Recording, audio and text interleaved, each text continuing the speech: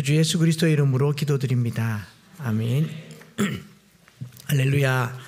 반갑습니다. 갈라디아서 네 번째 말씀 전하도록 할 텐데요. 지난주에 갈라디아 3장을 통해서 예수를 믿는다는 것을 두 가지로 묵상을 해보았어요. 첫 번째로는 예수 믿는다는 것이 이해나 설명이나 설득으로 되는 것이 아니라 성령의 일이다, 영적인 일이다 라는 말씀을 드렸습니다.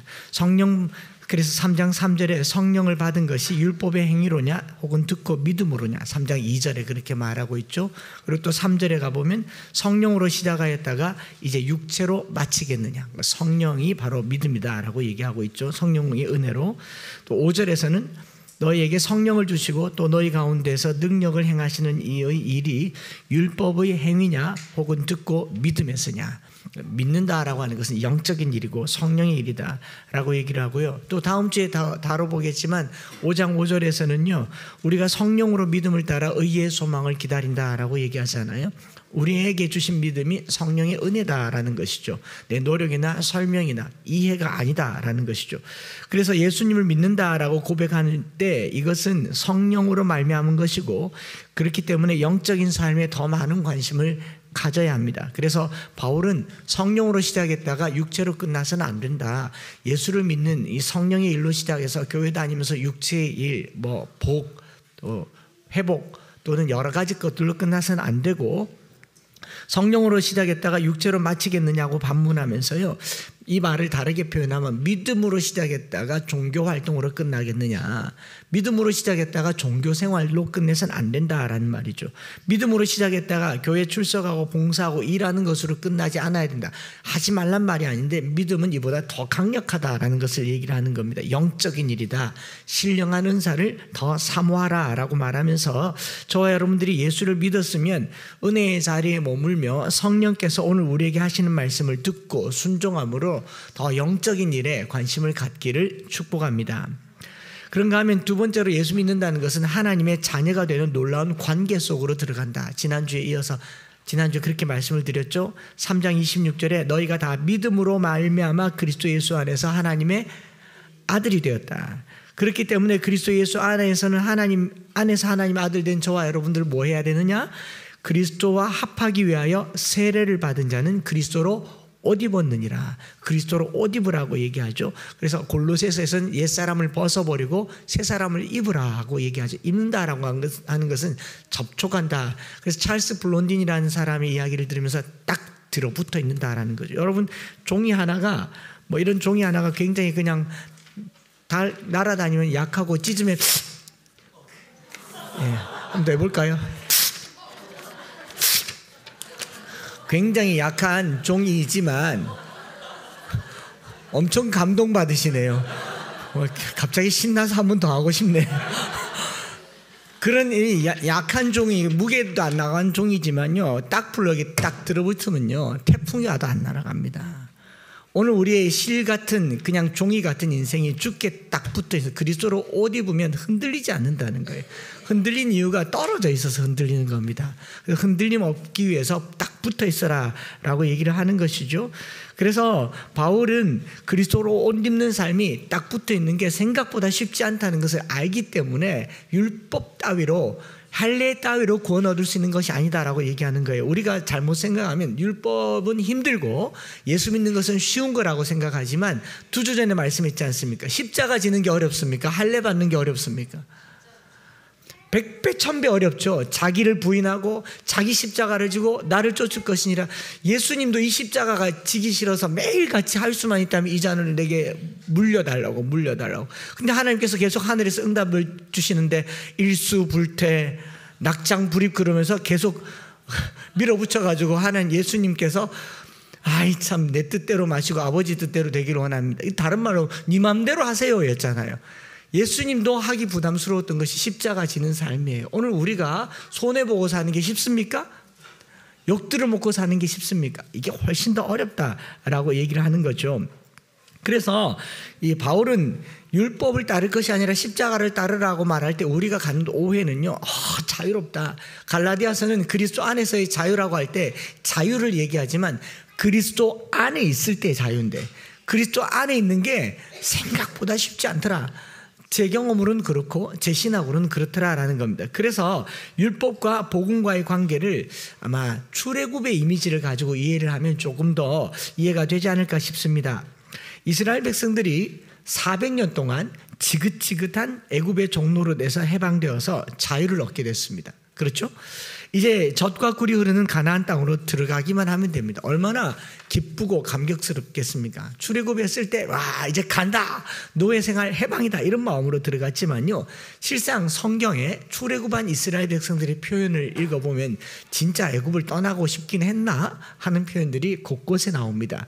출애굽기 14장 12절에 이스라엘 백성들이 모세에게 뭐라고 얘기하냐, 우리가 애굽에서 당신에게 이른 말이 이것이 아니냐, 이르기를 우리를 내버려 두라, 우리가 애굽 사람을 섬길 것이라 하지 아니하더냐, 애굽 사람을 섬기는 것이 광야에서 죽는 것보다 낫노라.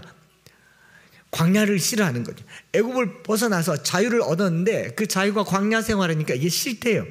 정작 자유를 얻어 광야로 갔지만 여전히 이스라엘 백성들은 어디를 그리워하고 있다? 애굽을 그리워하고 있다.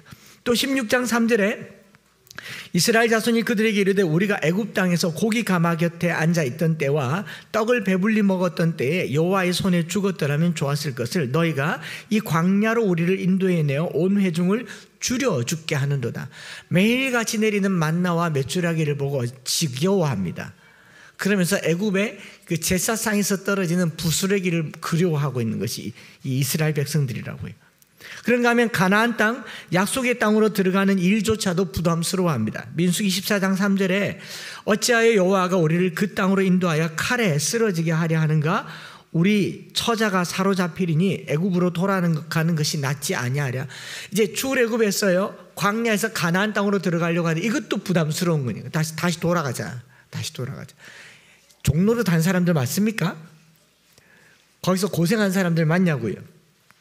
이스라엘 백성들이 우리 찬양을 유월절 어린 양의 피로 나의 삶의 문이 열렸네, 그러나 애굽이 더 좋은 걸, 그런 삶을 살았던 겁니다. 실제로 애굽에서 400년, 40년 아닙니다. 4년 아닙니다. 400년을 종노릇하면요 이미 뇌가 종으로 각인되어 있어서 그런 삶이 전혀 불편하지 않아요. 오히려 애굽에 살면요 전쟁할 필요 있습니까? 애굽 군대가 다 지켜줘요. 비록 벽돌 굽고 고센 땅에서 소와 양을 키우고 노예로 삶을 살지만 안전하고 안정적인 삶을 살더라는 겁니다. 광야로 가서 자유를 얻었는데 매일 나가서 먹을 걸 주워 다녀야 됩니다. 여러분 40년 동안 매일 아침마다 일하러 나가야 돼요. 오늘 일자리 없다고 하는데 일용직 별로 안 좋아하지만요 40년 동안 매일 조석으로 먹을 것이 있는 일용직 40년이면요 그게 정규직입니다. 아닌가요? 하나님이 40년 동안 매일 내려주셨는데도 이걸 불안해해요. 내일 안 주면 어쩌노? 매일 불안한 삶을 40년간 산 거예요. 그래서 다음 끼니에 먹을 음식을 걱정하고 불안하고 광야에서 살았던, 비록 애굽에서는 벗어났지만 광야 생활에서 이스라엘이 기다리고 있는 것은 아말렉 족속들이고 또 가나안 땅에는 7 족속들이 기다리고 있고, 유대인들은 뭘 생각하느냐? 돌아가자. 오늘 우리 신앙생활이 여기서 멀지 않을 거라고 생각해 보셔야 됩니다. 여러분 애굽이 좋습니까? 가나안이 좋습니까? 가나안이 좋긴 한데 지금이 광야라는 거죠. 딱 이런 상황이잖아요. 출애굽에 있는데 아직 가나안에 안 들어가 있는 이 광야 생활이 우리의 삶이다 보니 여기 앞으로 닥치지 않은 가나안은 전쟁을 해야 되고, 지난 400년간 살아온 애굽은 그래도 안전이 보장되니까 돌아가자라는 겁니다. 돌아가자. 그게 이스라엘 백성들의 삶입니다. 그래서 하나님께서 애굽에 못 돌아가게 하려고 10가지 재앙을 보내셨을 거라고 그렇게 해석을 하기도 합니다. 10가지 재앙, 바로의 목을 곧게 하셔가지고 10가지 재앙을 베풀어서 출애굽했다고 하는데, 만약에 한 재앙 2가지 만에 바로가 너무 순종하여서 10가지 재앙 순서 아시죠? 예, 적어도 엠마오교회 성도들이라면 이 정도는 아셔야 됩니다. 한번 따라해 볼까? 피게이 파악 도구 황감장. 너무 어렵습니까? 피게이 파악 도구 황감장. 예, 어디 가서 이 정도는 누가 방언할 때 막 안는 피게이 파악 도구 황감장, 피게이 파악 도구 황감장, 피 개구리 이 파리 악질 독충 우박 황충 깜깜한 거 장자 죽음. 아이고야. 할렐루야. 예. 여러분 만약 개구리쯤 와가지고 바로가 아우 진짜 안 되겠다 다 데리고 나가라 그러면 이스라엘 백성들이 몇 명이나 따라 나갔겠습니까? 반도 안 갔을 거예요. 왜냐하면 바벨론 70년의 포로 생활이 끝났을 때 고레스가 왕의 기록을 보면서 또 돌아간다는 말 고래? 그리고 돌려보냈잖아요. 돌려보냈는데 바벨론에서 다 돌아왔습니까? 남은 사람들이 있었다고요. 그러면 애굽에서 400년을 종노릇 했는데 고생스럽긴 하지만 나가라고 하면 안 나갈 사람들이 훨씬 많습니다. 3번째, 4번째, 5번째, 6번째, 7번째. 성경의 기록은 바로의 목을 곧게 하셨다고 했지만 실제로는 이스라엘의 목이 곧았기 때문에 그들의 고집을 꺾기 위해서 출애굽이 아니라 탈출 애굽인 거예요. 여기 못 살겠다는 겁니다. 이 땅에 못 살겠다. 그래서 우리는 하나님이 부르신 부름의 땅으로 가야 되겠다. 그렇게 끄집어냈음에도 불구하고 가나안 땅을 가기 전에 애굽 땅을 그리워하는 것. 이것이 어떻게 보면 오늘 저와 여러분들이 죄의 삶에서 벗어나서 세상의 이 압제에서 벗어나서 자유를 얻었지만 이 자유가 내게 덜 자유로운 거죠. 이전 삶을 그리워하는 겁니다.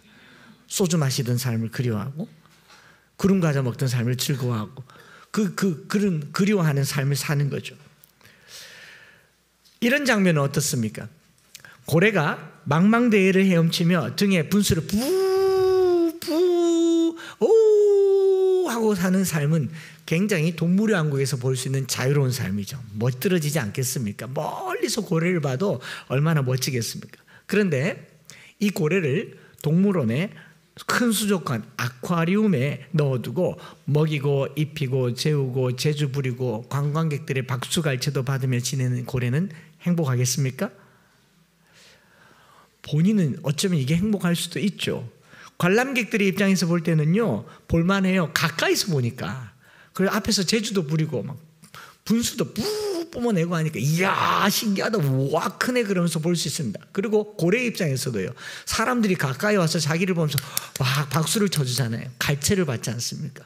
사냥을 할 염려가 있습니까? 공격을 당할 염려가 있습니까? 좀 좁을 뿐이지 먹고 살고 입고 지내는데 불편해야 안 해요? 안 한 거죠.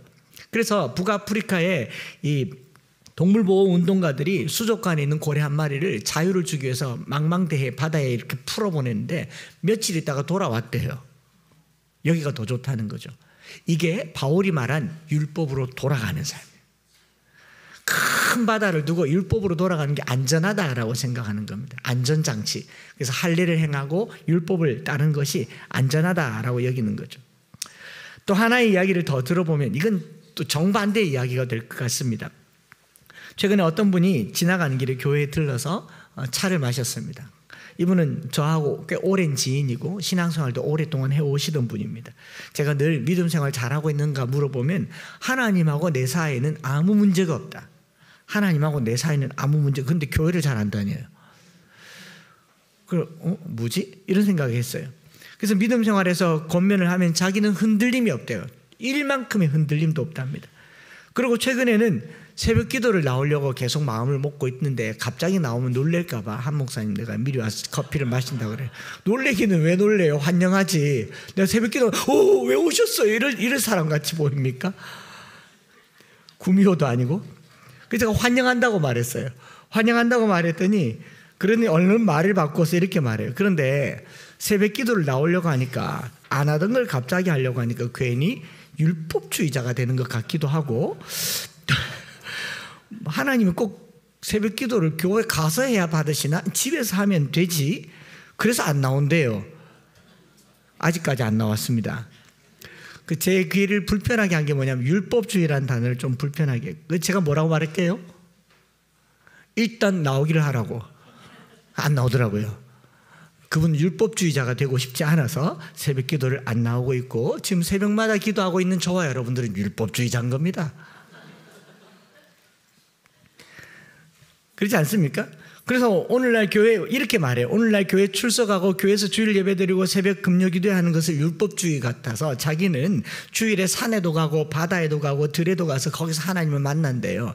하나님과 나는 아무 문제가 없다. 진짜 자유입니까? 어느 것이 참 자유입니까? 최근에도 몇 번 질문을 받은 적이 있어요. 예수 믿으면 되지 굳이 교회를 다녀야 되는가?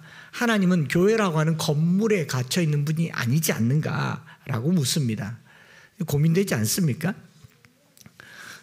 이제 본론으로 들어가면서 이런 예를 들어볼게요. 여러분, 자식들이 내 자식인데, 내 아들인데 오늘 밤에 친구 집에서 자든지 밤새 놀이터에서 자든지 노래방에서 자든지 뭐 부모님의 자녀인데 다 컸는데 굳이 집에 들어가야 됩니까? 들어가야 됩니까? 여러분, 남편이 어른인데 차에서 자든지 뭐 가요방에서 자든지 뭐 호텔에서 자든지 노숙을 하든지 굳이 집에 가야 됩니까? 가야 되죠. 왜요? 가족이니까. 우리가 공동체를 이루어 산다라고 하는 것은 하나님과 나하고 관계가 아니라 가족됨을 의미하는 거예요. 이 관계가 우리를 오늘 신앙생활을 하게 하는 겁니다. 그 전까지는 법적인 지위, 율법, 법은 어기면 불법이 되니까 죄를 받게 됩니다. 벌을 받게 됩니다. 그러나 관계는 깨지면 불편해요. 불편한 게 더 힘들겠습니까? 한 대 얻어 터지고 죄 씻음 받는 게 더 쉽겠습니까? 그래서 중고등학생들이 숙제 안 하고 초등학생들이 숙제 안 하고 학교 갈 때마다 하는 말이 뭡니까? 몸으로 때우지 그러잖아요. 몸으로 때우지. 그럼 법이기 때문에 법을 어기면 벌을 받으면 돼요. 그런데 부모하고 관계는요, 맞아도 해결이 안 됩니다. 관계는 그런 거예요. 그래서 이 자유와 복음, 율법이라고 하는 것들이 다르게 해석돼야 된다. 그래서 성도의 삶이라고 하는 게요, 출애굽 이미지를 가지고 생각해 본 것처럼 이미 시작된 하나님의 나라, already라고 얘기하죠. already. 그리고 아직 이루어지지 않은, 이미와 아직의 긴장관계에 있는 삶이 오늘 우리 삶이에요. 이미 하나님의 구원은 시작된 줄 믿습니다. 그러나 아직 하나님의 나라가 이루어지지 않았어요. 이 둘 사이의 긴장관계가 광야 생활이고, 오늘 저와 여러분들이 이 땅에서 신앙생활, 소위 말해서 교회 생활을 하고 있는 것이 이 관계 속에 있습니다. 첫 주에 말씀드렸던 것처럼 예수를 믿는다라고 하는 것은 before와 after가 있는 삶이라고 했죠. 전과 후가 있는 삶입니다. 홍해를 건넜어요. 사도 바울은 홍해 건넌 것을 세례를 받았다라고 얘기합니다. 돌아가지 않고 돌이키고 싶지 않습니다. 그런데 끊임없이 우리의 삶은요, 이전 삶을 그리워하게 됩니다. 뒤를 돌아보는 게 우리 인생이에요. 또 앞으로 나가는 것도 부담스러워해요. 신앙생활 더 잘하는 것도 부담스러워하고 이전 삶을 그리워하면서 이 중간 사이에서 우왕좌왕하는 시간, 40년 광야 생활이라는 거죠. 그래서 갈라디아서 4장은요, 이미와 아직 사이를 살아가고 있는 우리의 삶을 율법과 복음이라고 하는 이 종교 행위에서 찾고 있는 것이 아니라, 중요합니다, 어디에서 찾고 있느냐? 관계에서 찾고 있다. 법적인 용어 행위에서 찾는 것이 아니라 관계에서 찾고 있다. 어떤 관계요? 아버지와 아들, 주인과 종, 또 임금과 백성이 아닌 아버지와 아들이라고 하는 관계에서 우리의 삶을 풀어가고 있다는 겁니다. 그래서 우리는 하나님 나라를 유업으로 이미 받은 자들입니다. 갈라디아 4장 1절 2절에 내가 또 말하노니 유업을 이을 자가 모든 것의 주인입니다. 이미 주인이에요. 그러나 어렸을 동안에는 종과 다름이 없어서 그 아버지가 정한 때까지 후견인과 청지기 아래에 있나니라고 얘기하죠. 이미 유업을 이을 자입니다. 그런데 아직은 어려서 때가 되지 않아서 종처럼 후견인과 청지기 아래에 있다라고 말하는 거죠. 그래서 우리는 이미 구원이 시작됐지만 아직 이루어지지 않은 그 중간에 놓여 있는 것이 우리 인생이죠. 그러니까 구원은 받았지만 완성되지 않은 구원의 때, 이게 어려울 수 있으니까 이 중간의 삶을 어떻게 살아가야 하는지를 한 3가지 정도 기도 제목으로 만들어 보았습니다.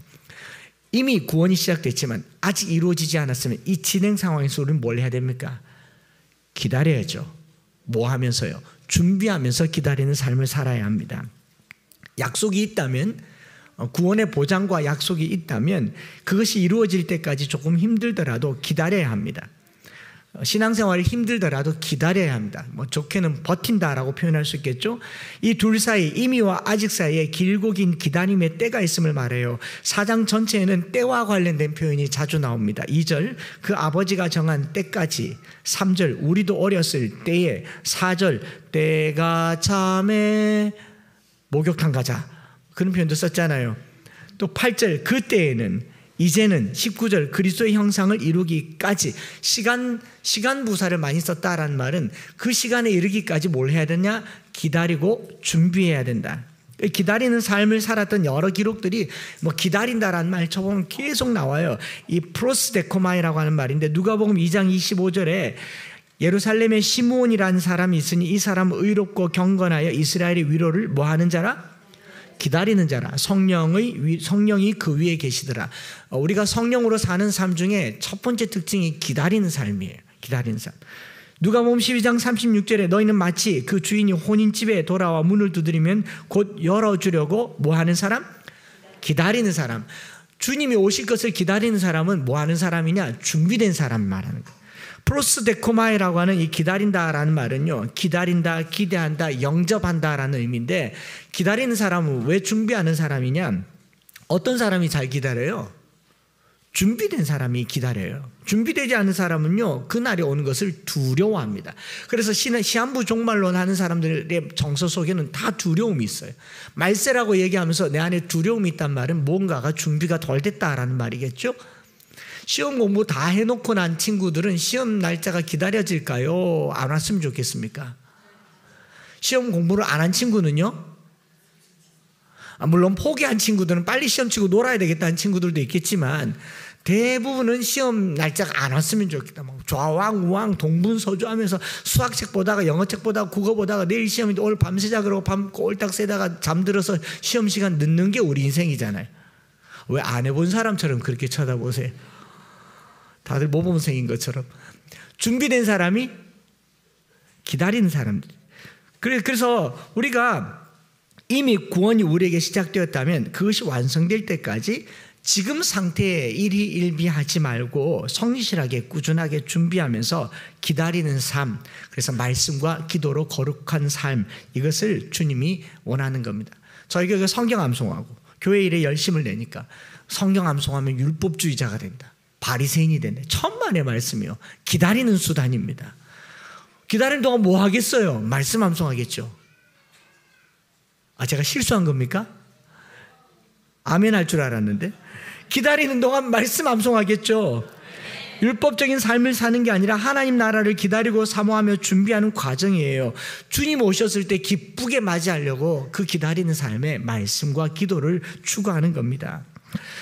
우리 한국교회 역사 속에 여러 번 소개하기도 했는데 주님을 가장 기다렸던 사람이 지은 한 시가 있죠. 주님 고대가라는 시. 손양원 목사님 시를 쭉 읽어드릴게요. 노래를 부르면 찬양으로 쓰였으니까 찬양을 부르면 이제 눈물이 날 것 같으니까 읽어드릴게요. 낮에나 밤에나 눈물 머금고 내 주님 오시기만 고대합니다. 가실 때 다시 오마 하신 예수님 오주여 언제나 오시렵니까? 고적하고 쓸쓸한 빈 들판에도 희미한 등불만 밝혀놓고 오실 줄만 고대하고 기다리오니 오주여 언제나 오시렵니까? 먼 하늘 이상한 구름만 떠도 행여나 내 주님 오시는가 해.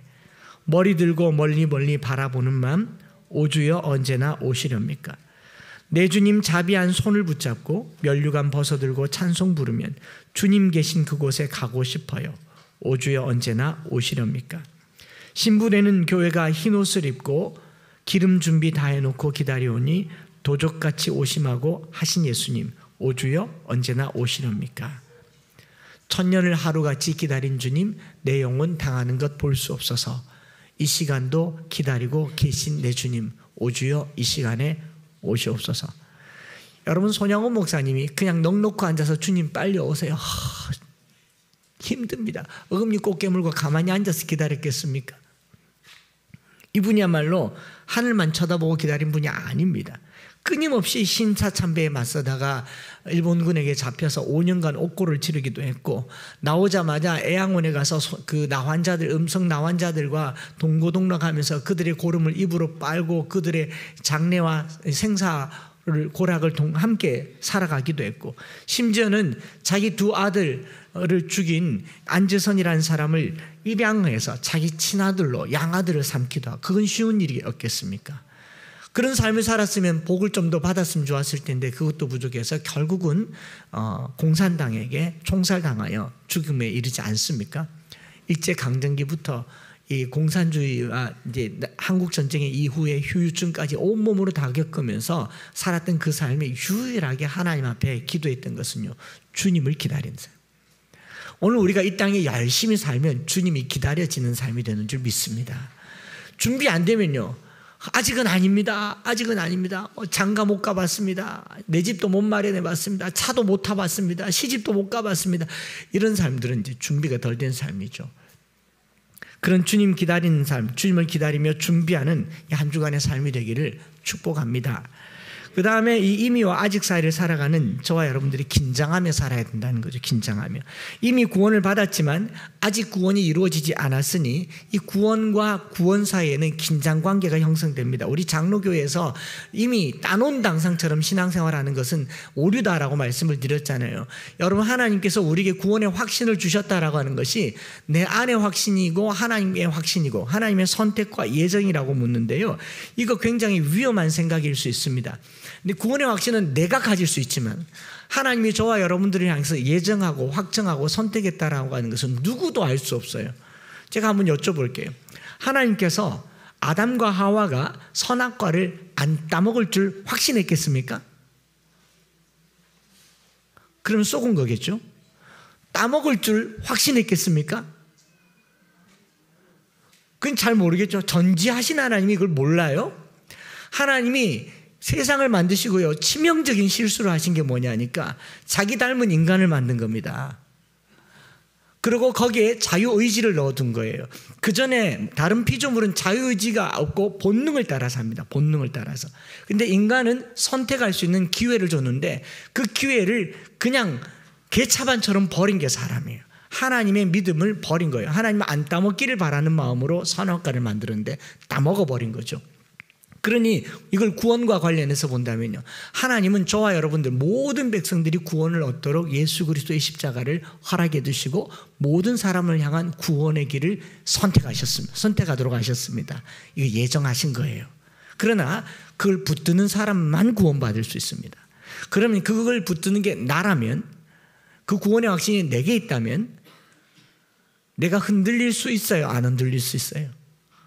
안 들려야 되지만 흔들릴 가능성도 배제할 수 없죠. 그래서 두렵고 떨림으로 너희 구원을 이루라고 하는 겁니다. 사도 바울이 빌립보서 2장 12절에 그러므로 나의 사랑하는 자들아, 너희가 나 있을 때뿐 아니라 더욱 지금 나 없을 때에도 항상 복종하여 두렵고 떨림으로 너희 구원을 이루라. 왜냐하면 긴장하라는 거예요. 긴장하라. 왜? 이미 구원은 시작됐지만 아직은 미완성이거든요. 헬라어에는 미완료 시제라는 게 있습니다. 미완료 과거.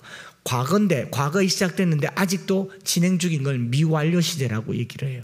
그러니 저나 여러분들이 하나님께서 그리스도를 통해서 구원을 보장하셨지만 아직 내게 이루어지진 않았어요. 아파트 청약은 받았지만, 분양권은 얻었지만 입주를 했습니까? 안 했습니까? 저나 여러분들 어떻게 보면 천국 분양권을 받은 사람들이에요. 천당에 입당할 때까지는, 입당 예배 드려야 돼? 입당할 때까지는 뭐예요? 중도금도 내야 되고요, 잔금도 내야 됩니다. 대출도 받아야 됩니다. 그때까지 이 삶을 긴장하면서 사는 거예요. 허리띠를 쫄라매고 사는 삶. 이건 율법이 아니에요. 약속을 이루어가는 삶을 말하는 겁니다. 그래서 저는 이렇게 표현을 적어봤어요. 구원은 명사가 아니라 동사다.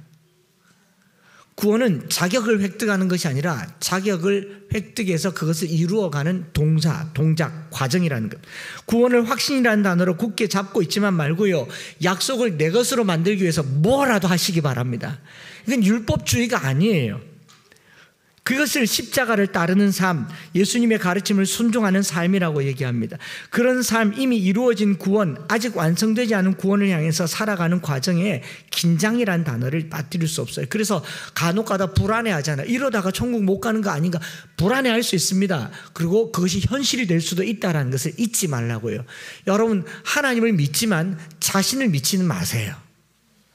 하나님께서 우리에게 구원의 길을 열어주셨지만 내가 붙들고 있는 게 약할 수 있다고요. 그러니 항상 긴장하고 두렵고 떨리는 마음으로 신앙생활 하셔야 됩니다. 여러분, 에어백이 있고 좋은 자동차 안전벨트를 맸다고 사고를 피할 수 있습니까? 사고 확률이 그렇게 낮아도 안전벨트를 왜 해요? 비행기 사고 확률이 그렇게 낮아도 이륙하기 전에 승무원들이 막 다니면서 벨트 안 매면 성질 내면서 벨트 매라고 하잖아요. 이거 안 매면 이륙 못할 것 같이 하잖아요. 왜요? 그 한 번이라도 사고가 나면 나를 살릴 수 있는 유일한 구원줄이 이 벨트이기 때문에 그렇잖아요. 그러니까 긴장을 하라는 겁니다. 긴장을. 또 누가 이렇게 말하잖아요. 동물을 조련하는 강아지 훈련하는 사람이 세상에 나쁜 개도 없지만 안 무는 개도, 목사님 우리 개는 안 물어요. 천만에요. 수 틀어지면 물 수 있어요. 저 개가 얼마나 두꺼운 돼지 뼈다귀를 씹어 먹는 걸 보면 저 내 팔 들어가면 정말 위험할 수도 있는데 제가 참는 거예요. 본성을 따라서 훈련받아서 그렇지. 그래서 안 무는 개는 없다. 뭐 하라 그럽니까? 조심하라고 얘기해요. 우리가 구원은 받았다고 했지만 그 끝을 모르기 때문에 긴장하고 조심해서 사는 삶이 오늘날 매일매일 사는 신앙생활입니다. 이건 율법이 아닙니다. 긴장하라는 겁니다. 긴장하라는.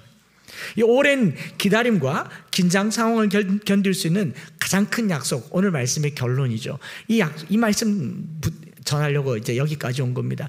우리가 이미 시작된 구원을 이루기 위해서 오랜 시간을 끌어야 되는데 오늘 죽으면 천국 가면 좋겠지만 그렇지 않잖아요. 이 긴장 상태를 이끌어갈 때 우리에게 가장 큰 약속의 말씀이 뭐냐면요, 하나님의 아들로 사는 겁니다. 하나님의 자녀로 사는 거예요. 이미 이 본문에 이미와 아직 사이를 살아가는 광야 같은 삶을 뭐라고 얘기하냐, 어렸을 동안에 종과 다름이 없었다 1절에 말하고, 2절에는 후견인과 청지기 아래에 있었다고 말하고, 3절에는 또 어렸을 때에는 세상의 초등학문 아래에 있었다라고 얘기하면서 종노릇, 어린아이, 어렸을 때 이런 표현을 많이 하잖아요. 그런데 자세히 들어보면요, 종노릇은 하지만 종은 아니죠. 어린아이이긴 하지만 시간이 지나면 자라겠죠. 그러면 이 어린아이 같은 사람, 종노릇하던 이 사람을 향한 하나님의 약속은 뭡니까? 내 아들이라고 얘기하는 거예요.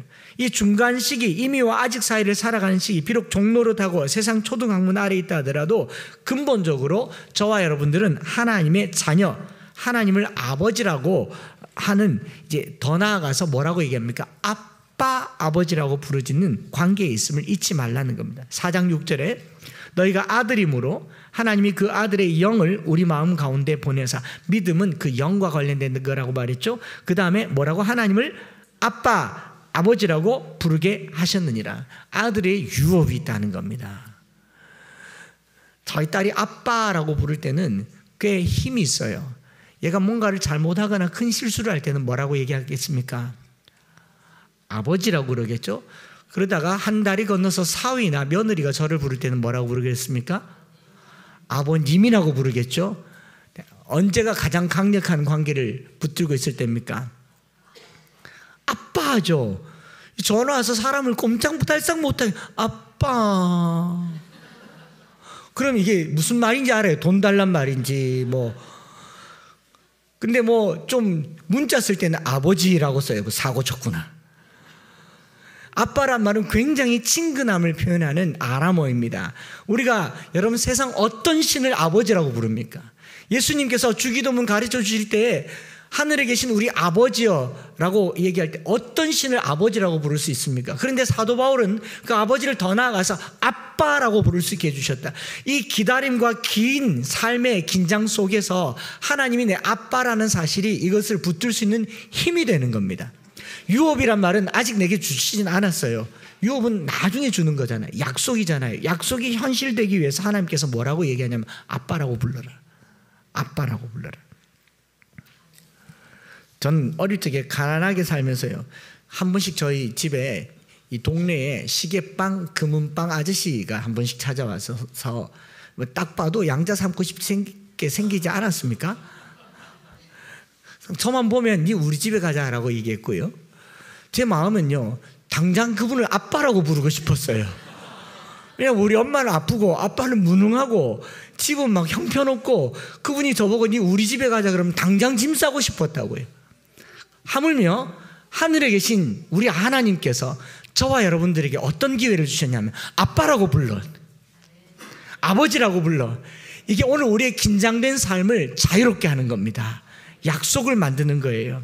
말씀을 마치면서요, 성도에게 요구되는 자유라고 하는 것은 우리의 행위 때문이 아니라 관계 때문입니다. 관계 때문이에요.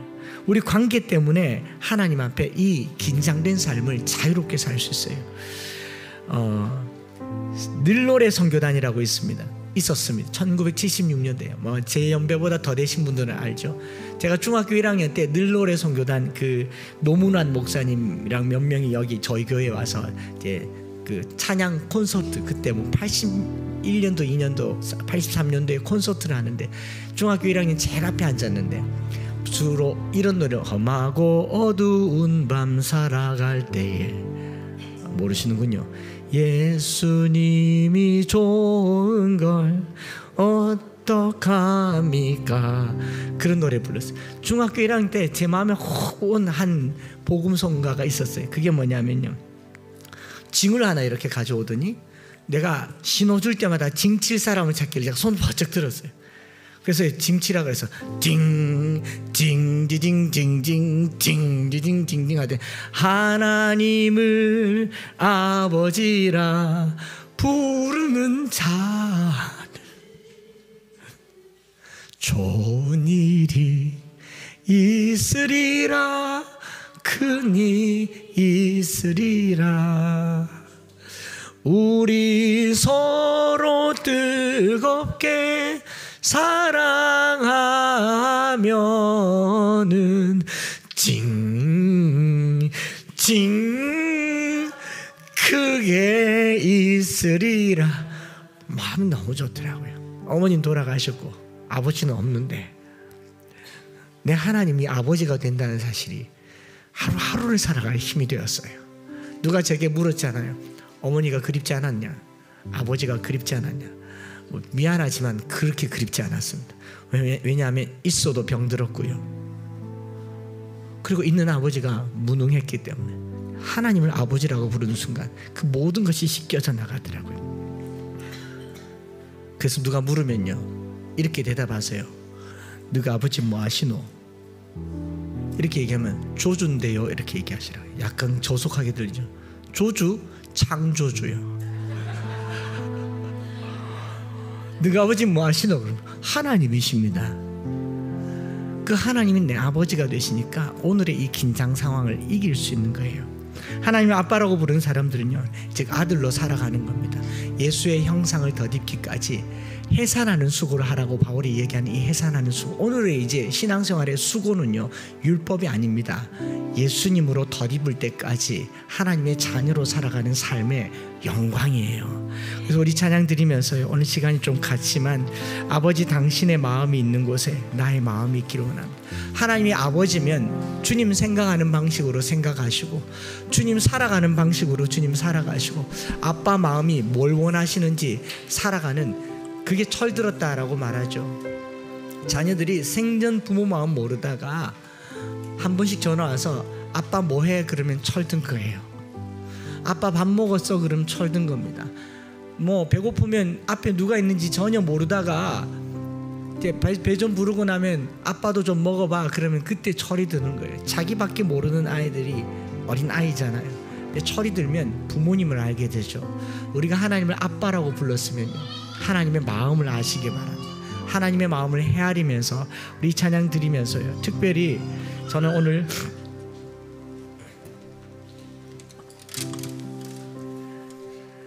오늘 그 의성, 안동, 영주, 그리고 산청, 울주 뭐 곳곳에 있는 산불을 보면서요, 누구보다 가슴 아파할 분은 하나님이실 거라 생각합니다.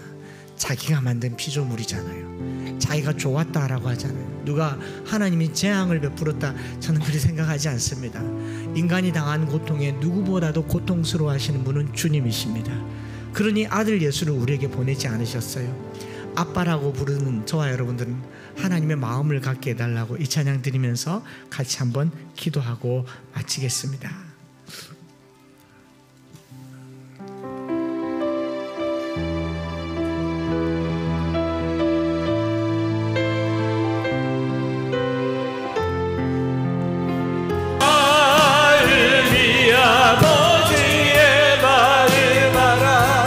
기도할 때 예수님께서도 내 뜻대로 마시고 아버지의 뜻대로 되기를 원한다.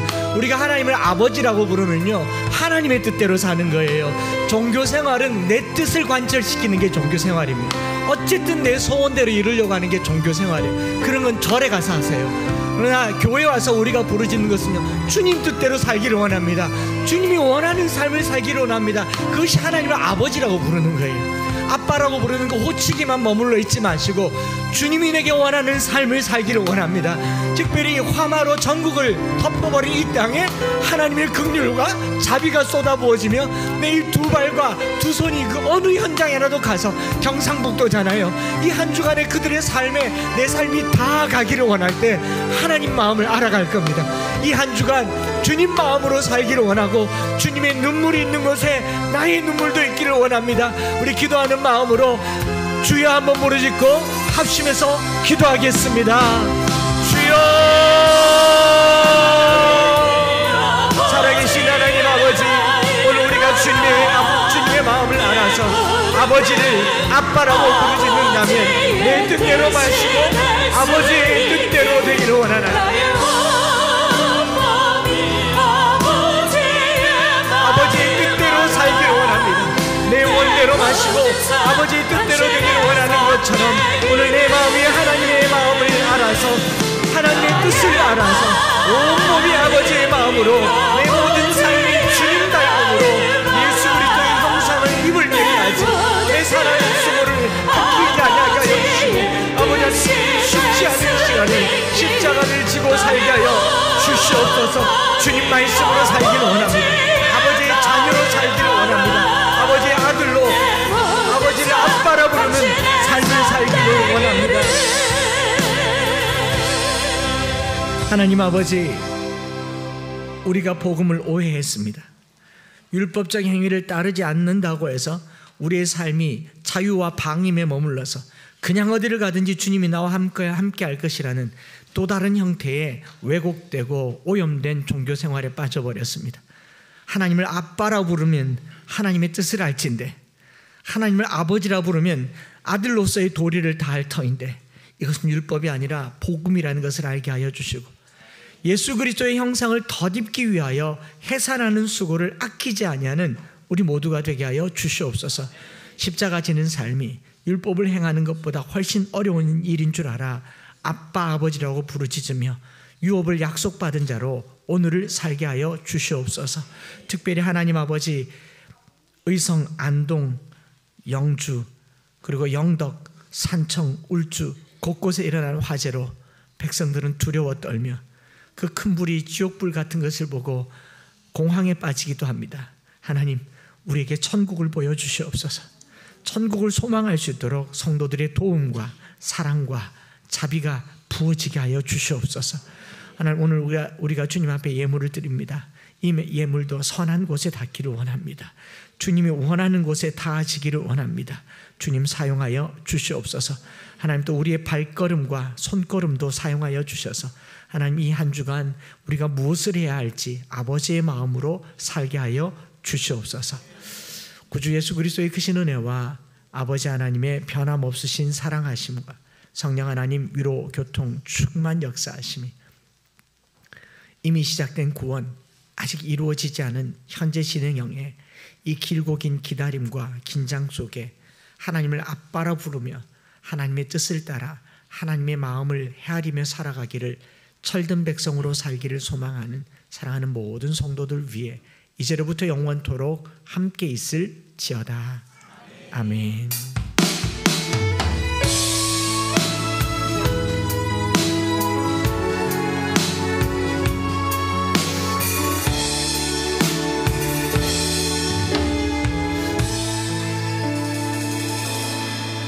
할렐루야. 예배를 마쳤습니다. 교제 나누시고 식사하시고 앞뒤좌우로 인사 나누시면서 이렇게 돌아가시겠습니다. 오후에 뵙겠습니다.